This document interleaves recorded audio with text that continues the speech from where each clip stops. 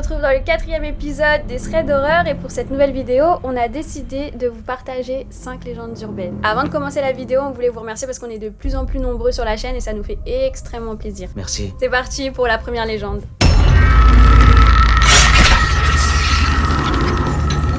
Pour la première légende, est-ce que vous saviez que le film Sweeney Todd sur le barbier londonien meurtrier est inspiré d'une légende parisienne? Non.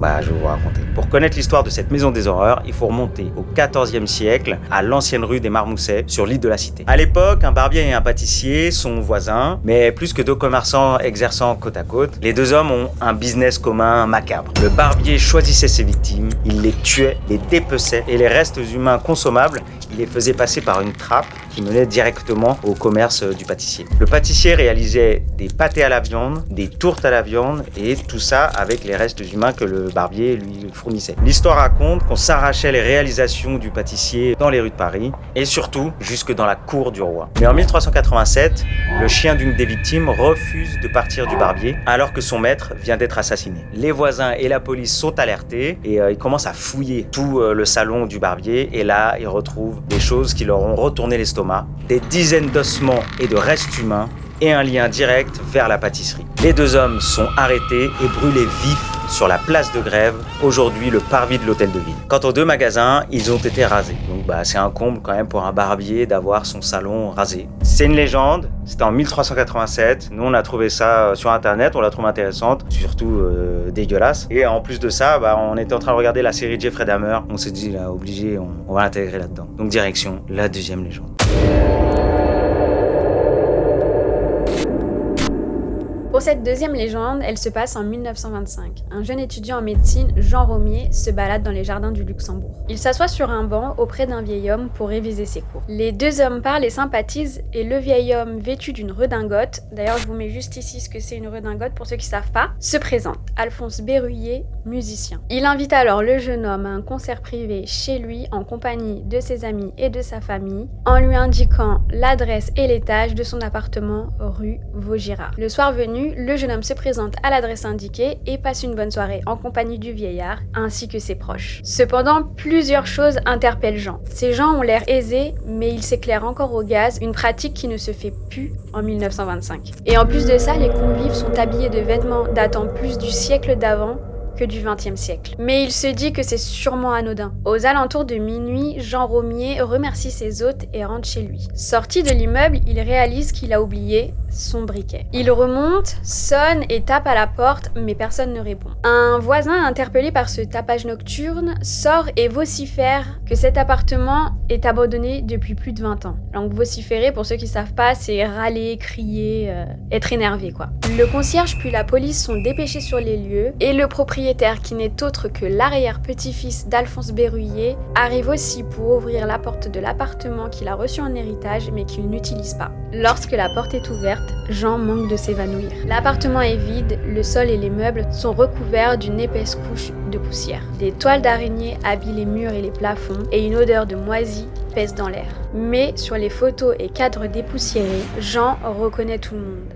Alphonse, ainsi que sa famille et ses amis. Des gens pourtant morts depuis bien longtemps. Et sur la cheminée, sous une épaisse couche de poussière, le briquet que Jean Romier était venu chercher. Albert Einstein, qui a eu vent de cette histoire, a dit, et je le cite, « Ce jeune homme a trébuché dans le temps comme d'autres ratent une marche d'escalier. » Cette histoire, elle est pas mal intéressante parce que c'est peut-être l'une des premières histoires où il y a un voyage dans le temps, un monde parallèle, quelque chose comme ça. En 1925, je pense pas qu'on parlait de ça. Direction la troisième légende.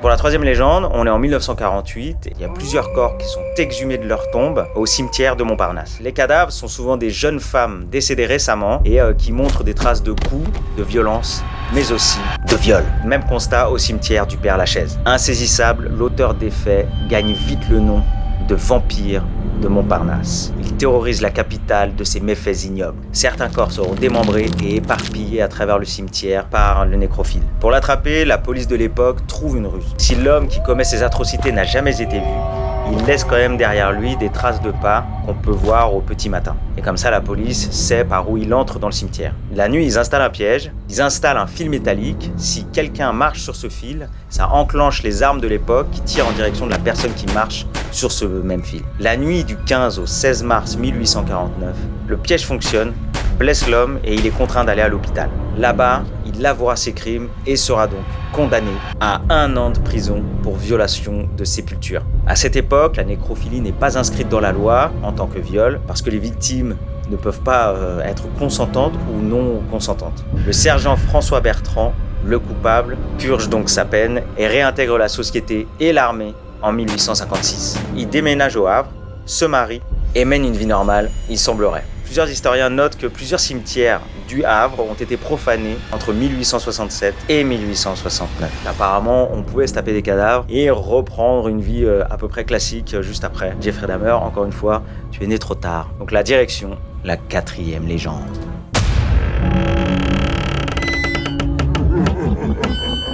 Pour la 4e légende, on va parler de la cathédrale Notre-Dame, joyau de la culture parisienne, mais surtout de la culture religieuse, qui serait marquée par la patte du diable lui-même. Lors de la construction de l'immense cathédrale au XIIIe siècle, un jeune apprenti ferrailleur prometteur aurait été chargé de réaliser les élégantes arabesques métalliques sur les portes latérales de Notre-Dame. Le ferronnier Biscornet se met au travail, mais réalise rapidement que l'ampleur de la tâche est bien trop importante. Une nuit, alors qu'il essaie de travailler le fer sans succès comme tous les jours précédents, il crie au diable. Le malin en personne lui serait alors apparu en lui proposant de vendre son âme contre la réalisation des imposantes portes. Au réveil, Biscornet ouvre les yeux sur ses portes latérales, finies et décorées de magnifiques arabesques, des ferrures florales délicates et des soudures presque invisibles. Un véritable chef-d'œuvre qui sera admiré par les membres de l'église. Mais lors de l'inauguration, les portes de la cathédrale Notre-Dame refusent de s'ouvrir.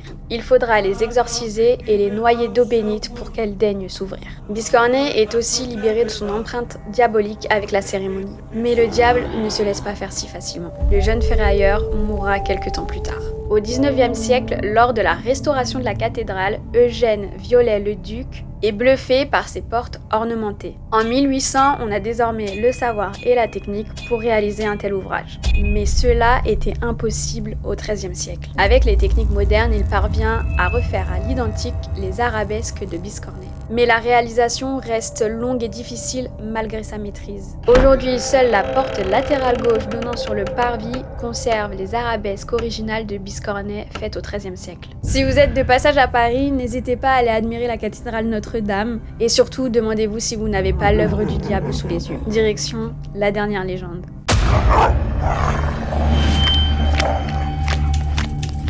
Pour la dernière légende, on va parler de la malédiction du numéro 1 bis rue de Bièvre à Paris. À l'époque, c'est un bistrot malfamé qui se trouve à cette adresse. Le père Hubert, c'est le nom du bistrot, a été repris par un jeune couple. Valentin et Paulette veulent redorer l'image du lieu. Un jour, alors que le bar est vide, un peu comme souvent, Valentin entre dans le bar et voit sa femme attablée avec un gitan qui lui tire les cartes. Jaloux, l'homme accompagné de son berger allemand chasse le gitan. Le gitan marmonne une incantation, pointe le chien du doigt et il s'en va. Le chien mourra peu après. Le gitan réapparaît quelques jours plus tard. Valentin, il est en colère, il va vers le gitan en l'insultant et en l'agressant, pensant que c'est sa faute si le chien est décédé. À nouveau, le gitan marmonne une incantation en pointant du doigt Valentin, puis s'en va.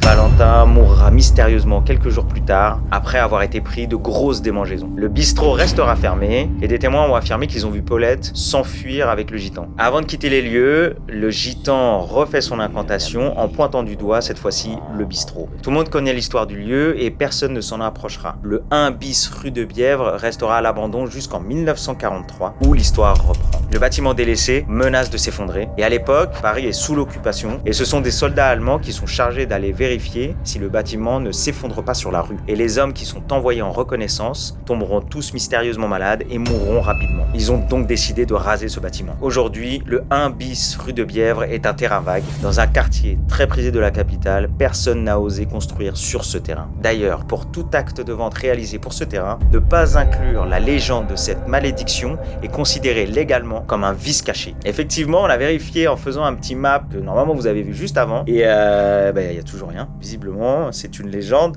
mais pas que. C'est la fin de cette vidéo, on espère qu'elle vous aura plu. N'hésitez pas à vous dire laquelle vous a plu le plus.